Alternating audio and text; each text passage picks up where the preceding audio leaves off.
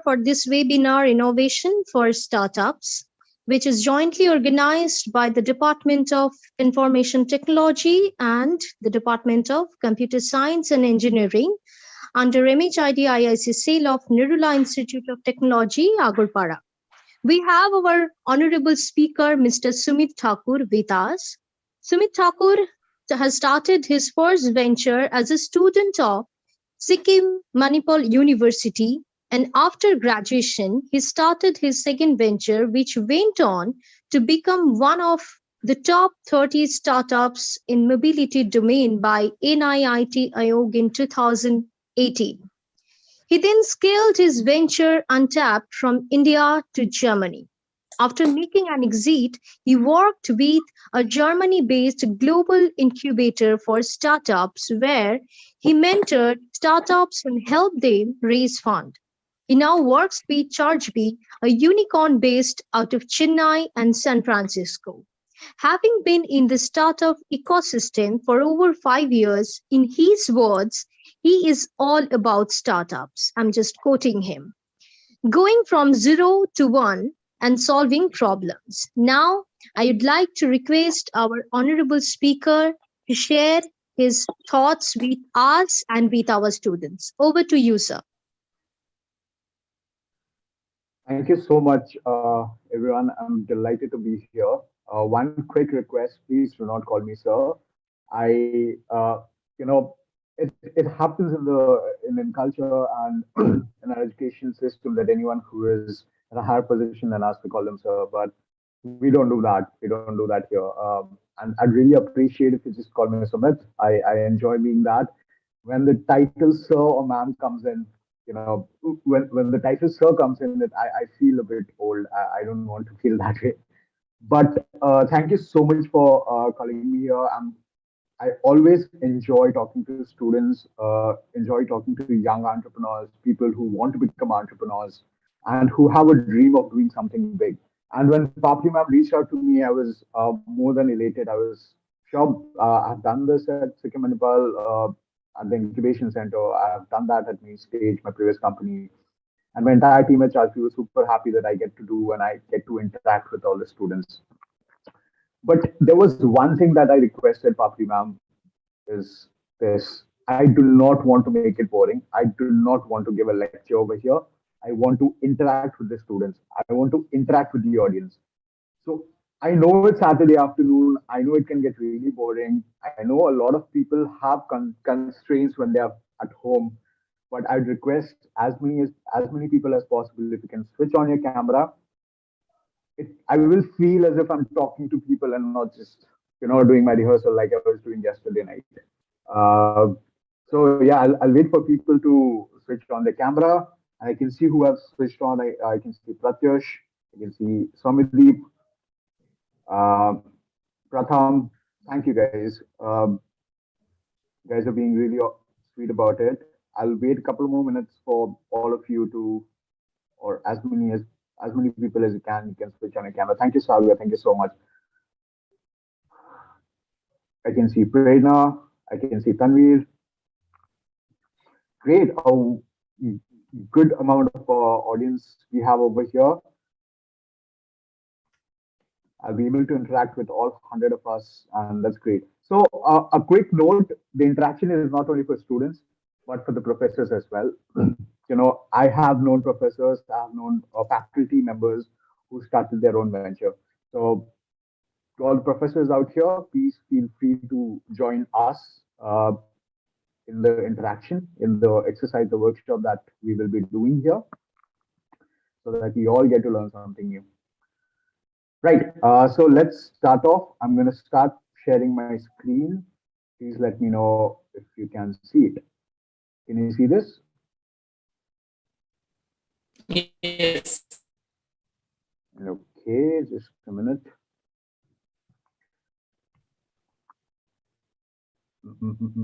Sorry about that.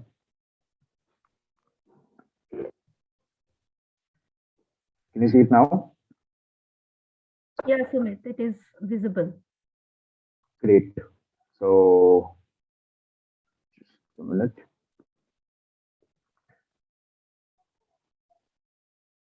Okay. So yeah, like thank you for the introduction to everyone over here.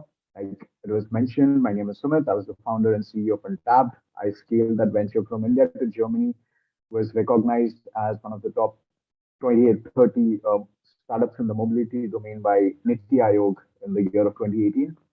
And then I went on to scale this venture from India to Germany. It was in the automotive space, so I had interactions. I worked with the few automotive companies. Unfortunately, I cannot name them, but it was all fun and good.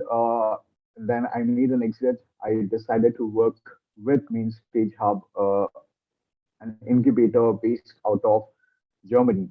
And the reason I did that was I lived and bred startup, right? Like it was mentioned, I'm all about startups. So here I am today to talk about, sorry, here I am today to talk about innovation for startups for some reason. Okay. So yeah, I know it's Saturday afternoon. It's a time where we've all had our lunch and we all want to go back to bed, take a cozy nap. And I don't want to ruin your nap. I do not want to make it really boring. I do not want to make it a lecture like I mentioned. So what we are going to do is we'll make it really interactive. And I cannot promise you, but I'll give my every best to make it as fun as possible. So when we talk about innovation, it comes back, it rolls back to the most basic quote that we have seen or we have heard across throughout our life, right? Necessity is the mother of innovation. But is necessity the mother of innovation? How do we know that? Why is it that necessity actually is the mother of innovation? What do we mean by necessity and what do we mean by innovation?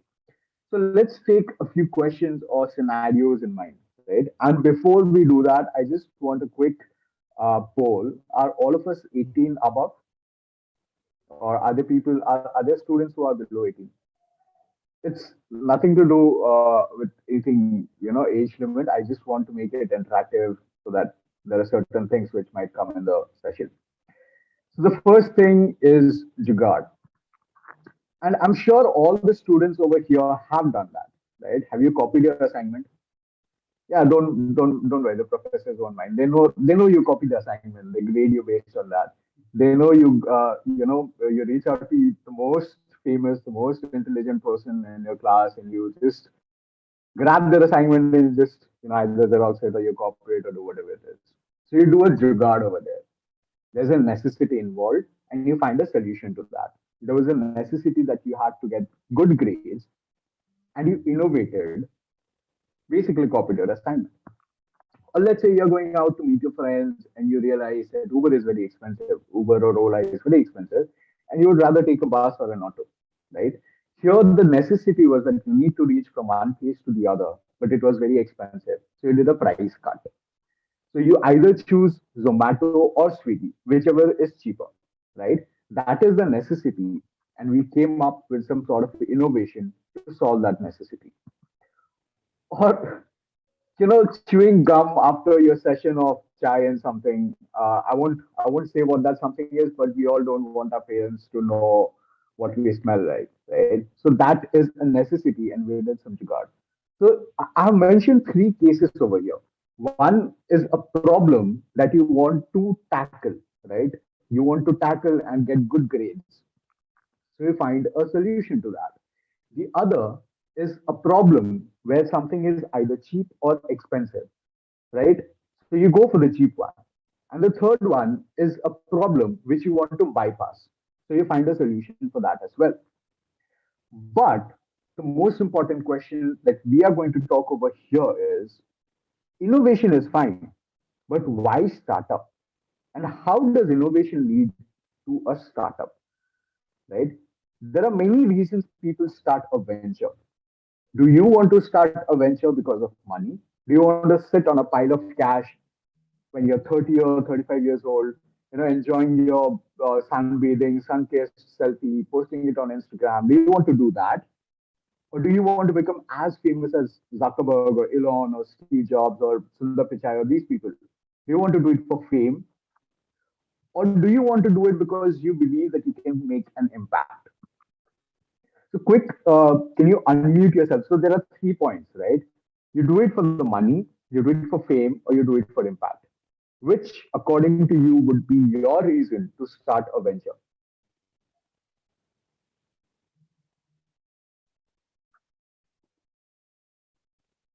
Okay. Uh, Question to all of you: what would, okay? Let's say this is single choice answer. Which is the right answer? Should you do it for money? Should you do it for fame? Yes, you don't have to raise your hand. You can just unmute yourself and you can give me the answer. Shomo, can you change the settings so that the audience can unmute themselves? Yes, all the audience can unmute.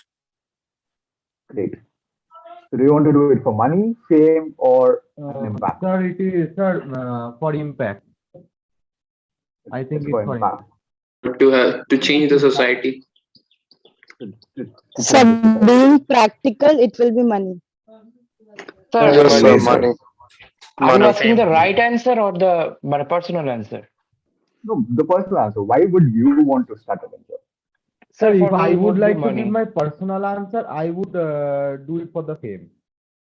You do it for fame. The funny part is all the three answers are correct. There's no wrong answer. We know people who did it for money. We know people who did it for fame, and we know people who can make an impact, who can bring a change. But the most important thing over here is, even if you make money, even if you become famous, there is one thing that's going to be constant. You are going to be the face of change. You can bring change, right? So money and fame are byproducts of the change that you make to the society, the impact that you have on the society. I'll give you an example.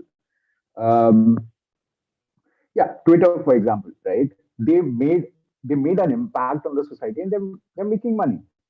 For example, any NGOs or any social projects that happen, they're making a change in the society. They're making an impact in the society, and then they're also getting famous, and then they're also earning money. So it's a byproduct, similar to what happens in our chemistry labs, right? When we do experiments, we mix two chemicals, we get a byproduct out of it. So money and fame are byproducts of any startup that you do. So the most important thing is, you start a venture, you solve a problem because you make a change. You can make a change. Now what we are going to do is, we're going to talk about why this change is necessary and how we can actually bring a change.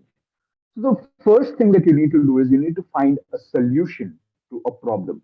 I've known lots of entrepreneurs, lots of students who want to start a venture because, hey, I have this idea in mind, let's execute it. No, it doesn't work that way. You find a problem and then you solve that problem. You find a solution to a problem. So today what we are going to do is, we'll take the next 25-30 minutes, if we have that much time, to make all of us entrepreneurs. So this is the exercise that I was talking about. I need a volunteer over here. I need one volunteer who can take notes, probably on your laptop, on your paper. Do we have someone who would be up for it? Come on, don't be a spoil sport or soil sport or spoil sport, whatever that is. Do we have a volunteer? Or I can see someone over here. Come on, I need one volunteer, or I'll have to do it myself. If I do it myself, it's going to be very boring.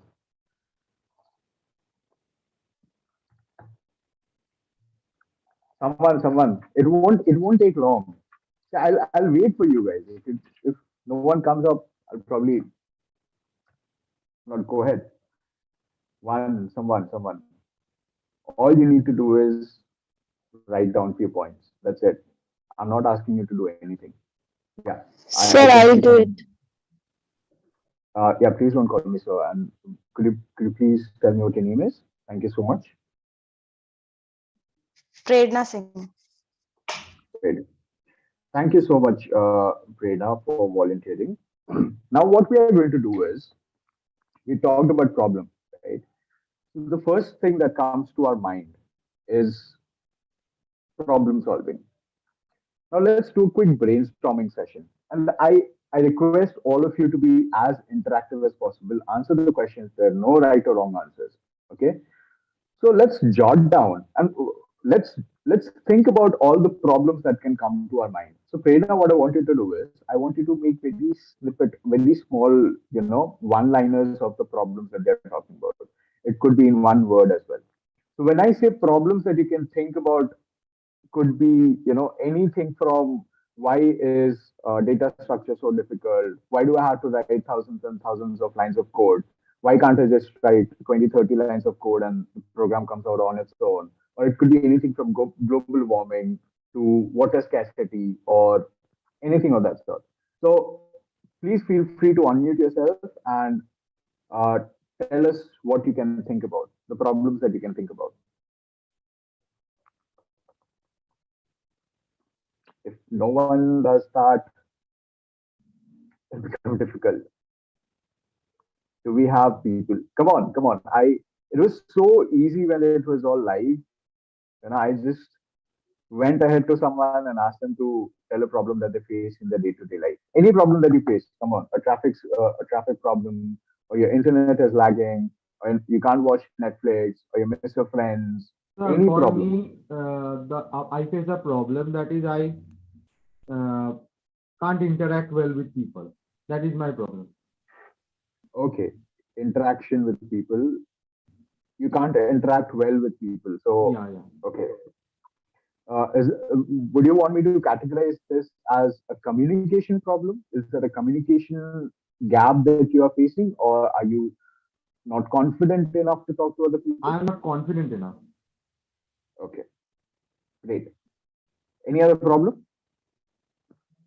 You know what? I'm going to start putting in problems for myself. So let's say there are farmers. The farmers protest that used to happen, that happens, right? That has been happening in the North India. So farmers protest is one problem. The other problem is pollution in Delhi. Pollution in Delhi is a huge problem, right? And why is that happening, right?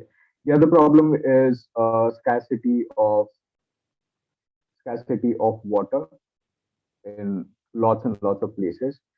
Another could be when rainy season, during rainy season, Kolkata floods like a lot. I have friends over there and they cannot go to offices and it's really crazy. So, flood in Kolkata, that could be a problem, right? Another is uh, traffic jams, or it could be accidents, right? Prerna, I hope you're making a note of all this, right? Yes, sir, I'm Uh, noting it down. okay.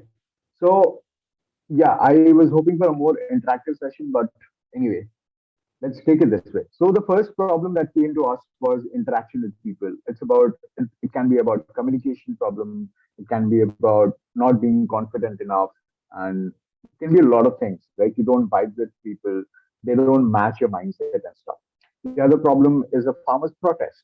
We can talk about all the protests that's been happening. It's a government-related issue. There are bills which need to be passed and lots of things.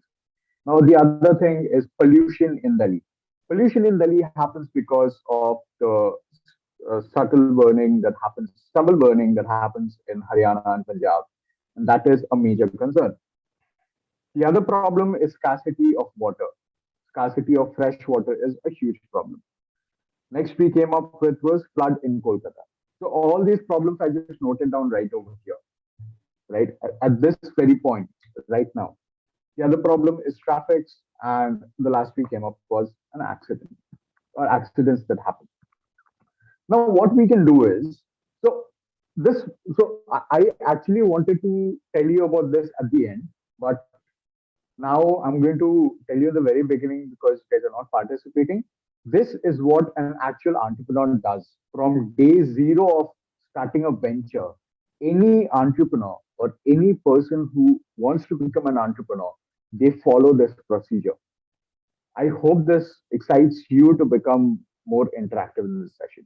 Now, what we are going to do is from all the problems that we listed out, let's talk about which are the problems that we can solve. Now, the problem of interacting with people, is it a mass problem? Yes, it is a mass problem. Can we do something about it? Absolutely. Even though it is a personal problem, there are things which can be done about it. It could be courses, it could be more interaction, it could be sessions, it could be lectures and whatnot, right? So that is something which we can do. The next problem we came up was farmers' protest. Am I right, Prerna? That was farmers' protest. The problem with farmers' protest is Yes. it's, it's a government related thing. Can you do something about it? No. Unless you go out and start a rally or make a change or change.org, you can't do something about it. So we discard that problem. The third problem was pollution in Delhi. The stubble burning that happens in Haryana and Chandigarh. Can you do something about it? Yes. If some action is being done, you can actually do something which can reduce the burning. So that is a yes. The fourth problem is scarcity of water. Scarcity of water is a huge problem, but you can actually solve that, right? Yes, with the help of government, with the help of various organizations, you can solve that. But for the sake of today's session, we are going to discard. The fifth problem was what was the fifth problem, Prerna? Floods in Kolkata. Floods in Kolkata. Can we do something about it? Until unless we dig up, the roads and stuff, we create better channels and stuff. We cannot do much about it. So we are going to discard that. Next, we have traffic problems. Can we do something about traffic problems? No, we can't stop people from buying, cars and stop them from buying cars and promote public vehicles. That is something which there are organizations who do. While we can do some stuff about it, but we are going to disregard that. And the last thing that I put in forward was accidents. Accidents are major, mostly with humans that they can do. And what I was doing with Untapped, what we were doing at Untapped was trying to solve accidents as a problem. So we are not going to take that because it'll be very easy for me to put in solutions for accidents.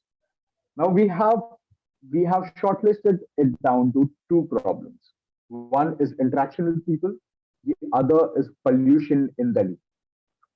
Now, which of these two problems are big enough for us to solve?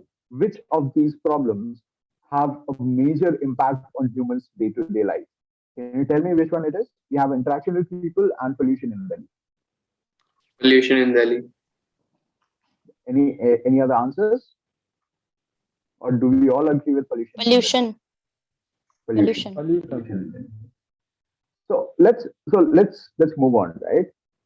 So yeah, we have come up with pollution in Delhi. So that is the problem that we are going to solve today. Or we can actually brainstorm about how we are going to solve that problem. Now, let's try to list out the solutions. To list out these solutions, we have to identify why these things are happening. So when it comes to pollution in Delhi, it's because of lots of vehicles. That is one thing. The next thing is stubble burning that happens in the neighboring states. These two are the major problems why Industries. air quality industries. Yes. Anything else? Great. Thank you so much. Anything else? Okay. We have three problems pertaining to pollution So in Delhi. smoking is also an source of pollution. Smoking. Okay. Yeah. Smoking is a problem. Yes. Yes. So we have four. We unless there are more. Right now we have got four of these, right? We have smoking. We have industries. We have stubble burning, and we have vehicles, right? So what we are going to do is we are going to think about all these problems and let's pick one of them where we can actually find a solution. Can you change people's habit of smoking? No, you cannot. Until unless you ban smoking, you cannot do that. Next point is industries. If we shut down industries, that's a huge problem on the market capital. That will lead to loss of employment, that will lead to loss of revenue, the country will go in debt, and lots of things will happen. So can we cut down industries? We can do some impact, but not on a major scale. So there are two things, stubble burning and number of cars, number of vehicles on the road. For the number of vehicles on the road, Delhi government is actually promoting use of electric vehicles. There are companies who are promoting electric vehicles and use of electrical vehicles is booming. So that is already being solved. What remains at last is stubble burning. stubble burning. Now let's find out the solutions that we can do. You know why stubble burning happens? Because when there is grain that grows up and it's chopped, three-fourth of it is chopped, one-fourth remains in the ground. And that one-fourth is so rigid to remove that people actually, prefer burning it than removing it. So what can we do about that? Can we help the farmers remove that? Yes, we can. We can use mechanics, we can use tractors and various stuffs which will help them plow the farm, which will help them remove the stubble in the most easiest way possible and most economic way possible, right? So once we start thinking about all the solutions that we can come across to solve one particular problem, that is when we start discussing which of these solutions are actually viable. So you could actually come up with solutions like, hey, sorry, you were saying something. Okay, so you could actually come up with solutions which say, hey, you know what, let's not let them crop, plant these crops, or we can stop them from doing that, or we can give them a separate piece of land, or all those solutions, or we can give them incentives on not uh, growing those crops, or we can charge extra tax for all those things so that that can be utilized. Or the pollution in Delhi, what we can do is we can install air purifiers across the city, which take in dust, which take in smog, and then filter out that air and put it out in the city. So we can come up with thousands of crazy solutions, but we need to figure out which of these solutions are actually viable and something that can actually be implemented, right? So when you talk about these solutions, now what happens is we come with one solution which is viable and we start implementing that. So basically, you finalize one solution. And what we have done here today, right now, is we have understood the problem. We took one topic, we found out a list of problems pertaining to that topic, and we started defining all the problems and we curated one problem. You see, we talked about interaction with people, farmers' protests, pollution in Delhi, scarcity of water, floods, traffic accidents, and whatnot, right? We identified all these, we put one in focus. We took one point in focus. That was pollution in Delhi. That is where your trigger is. Your trigger is at pollution in Delhi. Now we understood why pollution happens. We understood all the various reasons why pollution happens. We came up with smoking, traffic, stubble burning, and what was the last one, Prerna? I'm missing out on one. Industries. Yeah, I was Industries. actually not. Yeah, thank you, Prerna. Thank you so much. I was actually not. I just wanted some sort of interaction. We came up with four problems. That is what you understood, right? We understood four problems. It can be thousands and thousands of problems. Then we started defining those problems. What is it? What is that problem which we can actually solve? Which problem is in our hands? And then we have a vision. We came to know, we realized that stubble burning is something which we can actually solve. We can do something about it. We have a vision now. This is a problem statement. Similar to what you guys do in your labs, right? How do we start an experiment? We started with aim. Our aim or the objective of this experiment is to achieve X, Y, Z. We have one single line focusing on one single problem that needs to be solved. That is our aim. Similarly, over here, we have one single problem we need to focus on, and that problem needs to be very crystal clear, extremely crystal clear, right? Now, to solve that problem, we can explore a lot of solutions. We can talk about bunch of things that we can do, right? We can talk about x number of things that we can do, and once we have those thousands of solutions, even the craziest one, saying people let's start farming in Mars or Moon or somewhere else so that we can put the pollution over there and take it out from Earth. Sir, Yes. sir, we can the left parts of crops can be converted into organic cups and plates. See, that's a great solution, right? So now that we have, thank you so much. What's your name? Pratyush. Pratyush. Okay, I'm writing down these names so that I can have one-on-one interaction with you guys. You guys are wonderful. Thank you so much. I Yeah, also think of something like yeah. Now you guys are thinking of something. Yes, please. What's your name, like please? Satwik Sarkar. Okay. Yes, please. Go ahead. That the farmland should Uh-huh. be entirely covered from the boundaries with some glass or something, so that nothing comes out of it and nothing goes inside it, like that. Okay. Okay. Something like a greenhouse. I am talking about glass because because for farming we need sunlight, which can't enter without glass. Yeah. So if we use that, then the inside thing will not go outside. Yeah. Yeah. Good. Good. That's a very good point. Now, when we come up with all these solutions, right? We do a viability check. Is that solution actually possible? Like Sarkar once said. এখন আবার আরেকটা কাজ এসে জুড়েছে তাই এই যে college থেকে বলিল যে এটার মধ্যে জয়েন করতে হবে, এটা কি একটা session? Sorry about that. Like Sarkar mentioned, right? Putting out glass boundaries. Is that viable? You can think about it. Why not? Right? Or using those stubble for creating cups and all those things. Right?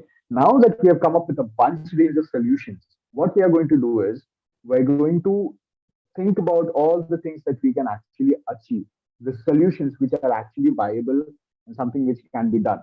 We start creating that. We start working on the solution.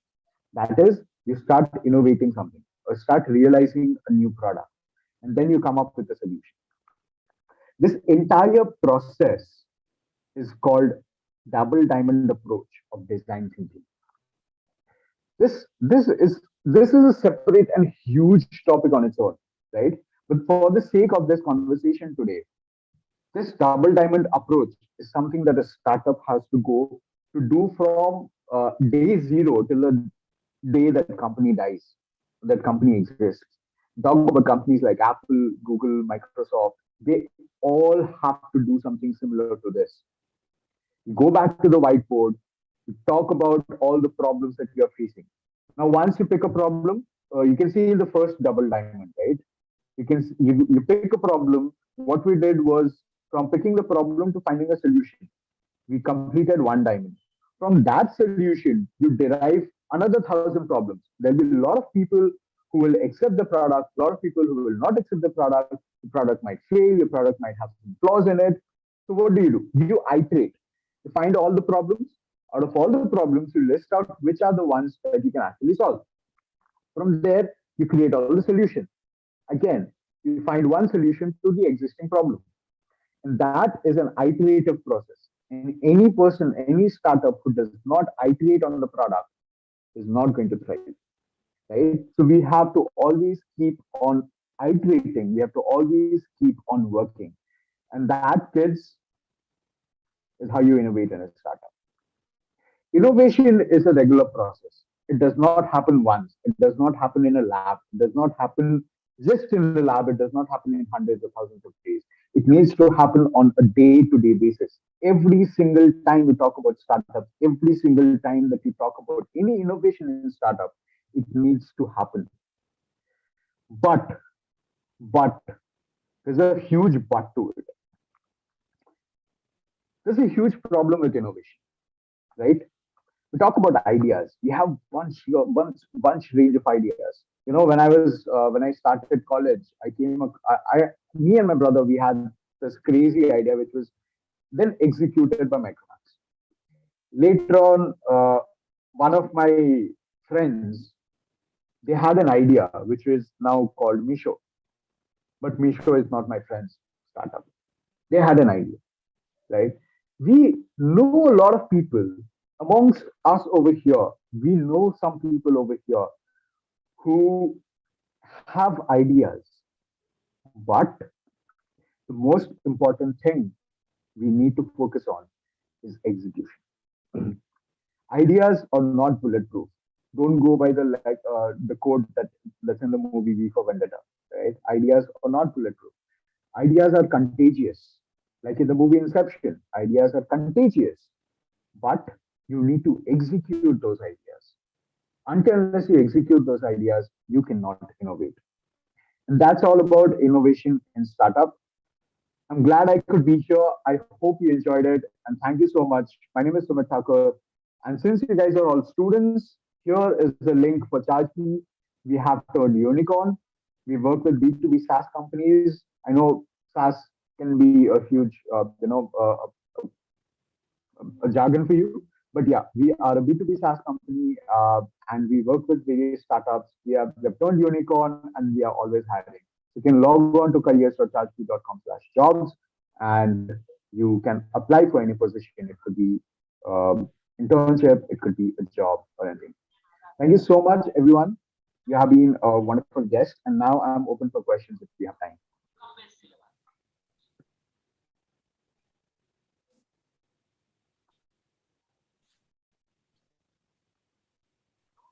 Participants, if you have any question, you can ask one by one. Great. Now, do you have any questions, Pratyush? Sarkar? Yes. Ask any question in your mind and feel free to contact sir. Please ask questions. Sir, Sir, I have a question. Yes, yes, please. I was asking that if someone wants to start a startup, so Yeah. is it from the beginning that we require a huge group of people? Absolutely not. Absolutely not. That's a very good question. So when you start a venture, you need to find one co-founder at least, right? And that co-founder needs to be selected very cautiously. It's like a marriage. You marry a co-founder, and that is how you need to start a venture. You do not need a lot of people until unless it's extremely necessary. You do not need more than two people. Two people who complement each other is good enough to start a venture. And to give you a heads up, you can ask me about anything. You can ask me about studies, placements, physics, startups, anything.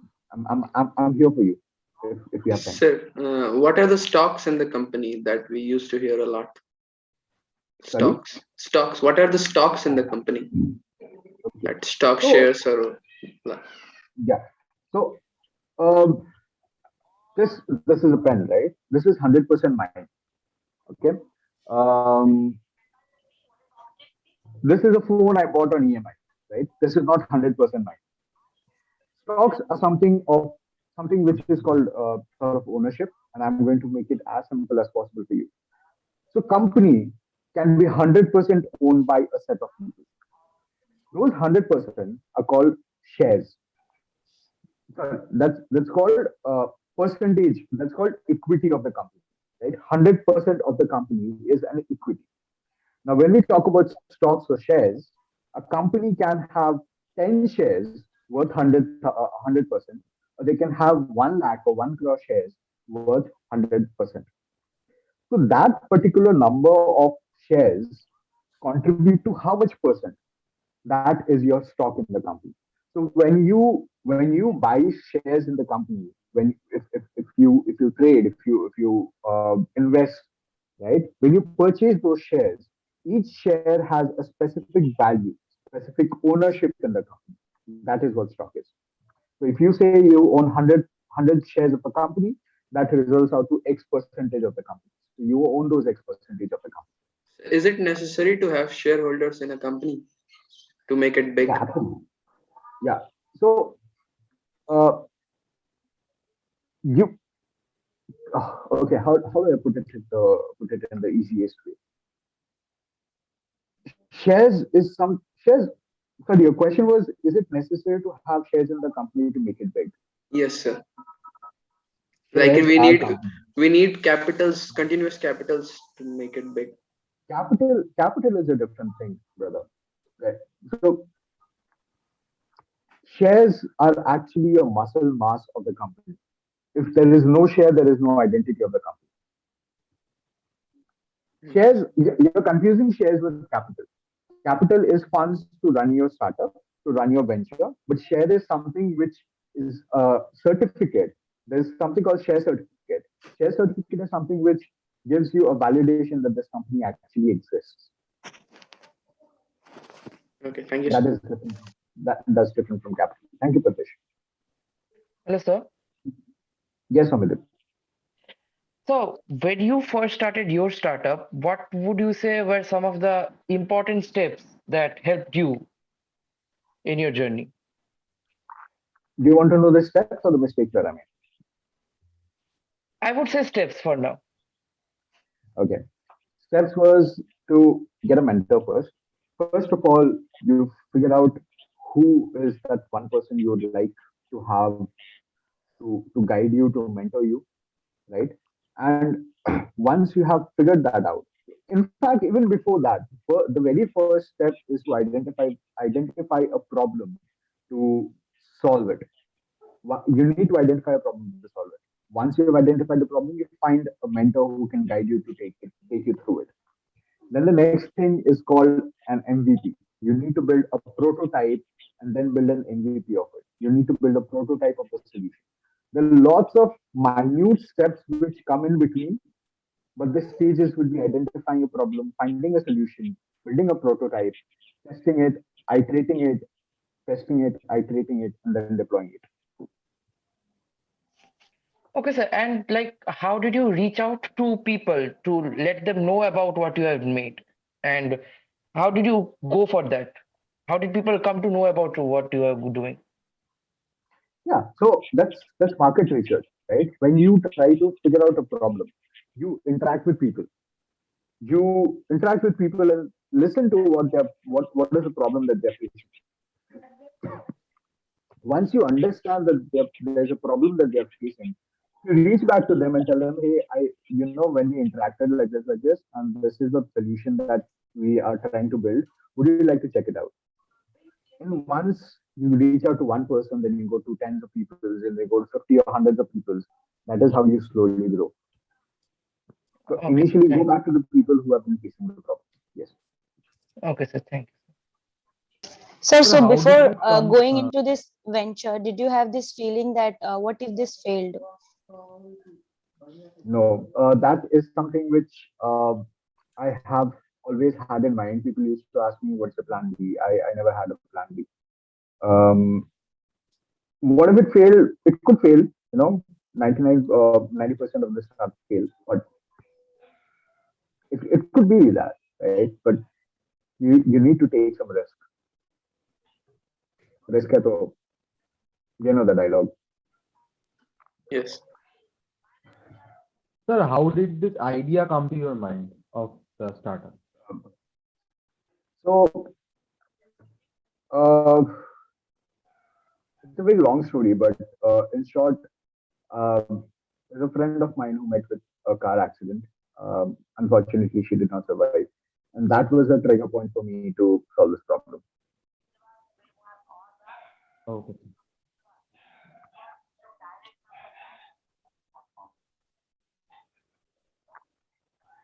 I hope you guys enjoyed today's session. I believe there are no more questions. If if you did not, please reach out to your professors. Sumit, so on behalf of our one YouTube live viewer, his name is just a moment. His name is Harsh Kumar Jha, I think.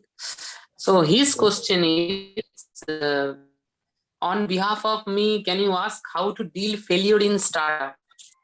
So you just address That's a how do very you good question. how to deal Very good. failure in startup. Yes, he is actually giving you this session in YouTube. His name is Harsh, is it? Yes, yes. So Harsh, thank you for asking the question, and you asked the most beautiful question. You do not fail when you start up. You do not fail when you start up for the right reasons. What you do is you learn. You learn something out of it.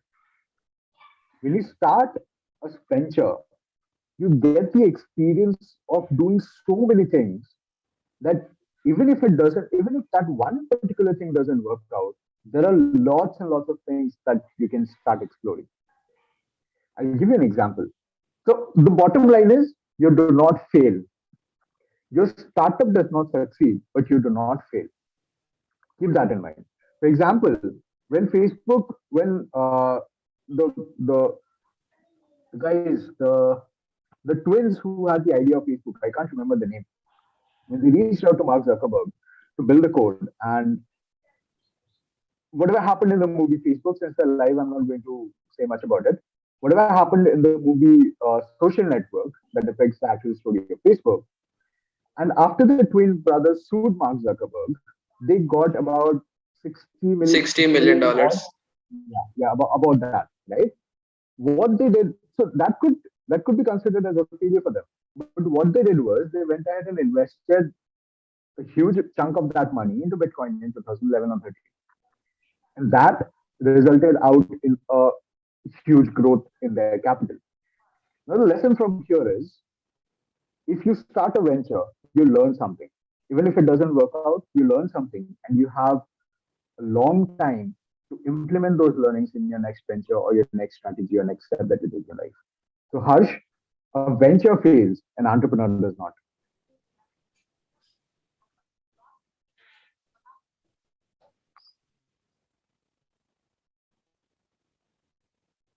Do we have any more questions? Or this is it. Thank you so much. Thank you so much, everyone. I know I exceeded. It was from 3 to 3:30 or 3:45, but I'm glad you guys have been a wonderful host and an audience. Thank you so much. Thank you, sir. Hello, Sumit. Yes, ma'am. Once again, thank you.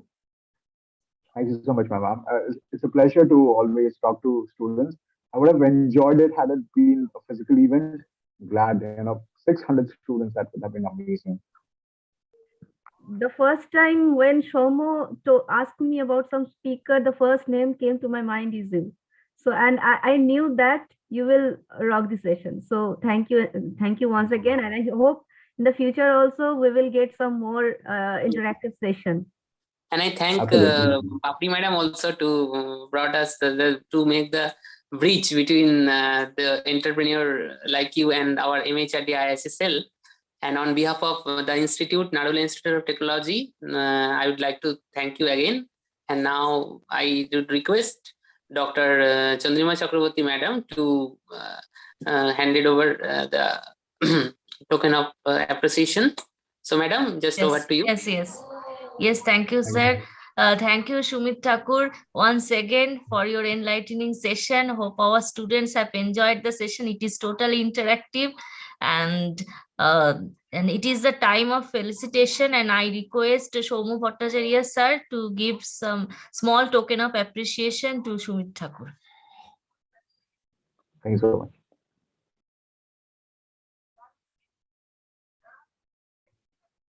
Sir, kindly accept this on behalf of Narula Institute of Technology. This is the e-memento to just. Yes.